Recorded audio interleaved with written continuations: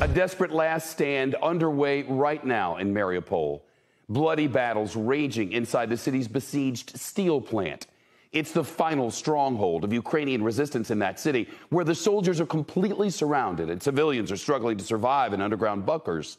The Russian war machine has been trying to storm the complex for 3 straight days.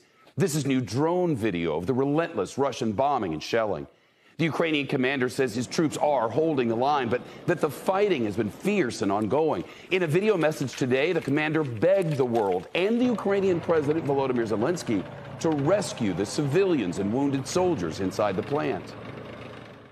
We call on the world's community to evacuate civilians, and I personally appealed to the Supreme Commander-in-Chief to take care of wounded soldiers who are dying in agony from inadequate treatment. Respond appropriately to a critical situation in which the enemy does not adhere to any ethical norms, conventions, or laws, destroying people in front of the whole world. Well, there was a ceasefire today, but that Ukrainian commander says Russia broke it yet again and did not allow innocent civilians to get out.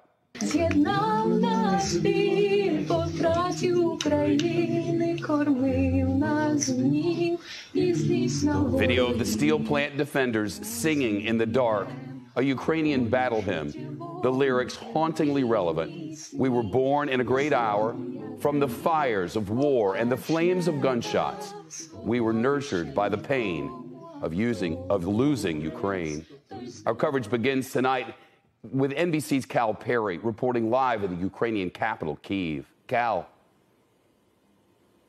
Shep, people across Ukraine watching their TVs tonight, hoping for some good news out of Mariupol and, of course, specifically that plant that you are talking about. The deputy prime minister today saying the government would try to rescue people from that plant tomorrow, getting them out to Zaporizhzhia. But when you look at this video, you can see how that might be an impossible mission. We heard from a medic today from underneath that plant who talked about soldiers dying of their wounds, civilians dying of starvation and dying from a lack of medicine. That has been the story for weeks as people hunker down underneath that plant, hoping against hope that the Russians won't overrun it, though we do know that Russians are now inside that compound and the fighting, according to government officials, is fierce. There was reports today as well from the Pentagon pushing back on the New York Times reporting that American intelligence is leading to the deaths of Russian generals along the front. Now, Ukraine has boasted at least 12 generals killed on the eastern front of this war. American intelligence officials pushing a little bit back, saying they are providing general intelligence to Ukrainian officials about the war.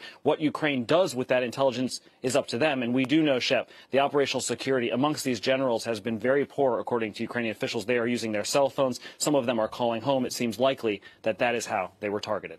Shep. Cal Perry live early this Friday morning in Kyiv.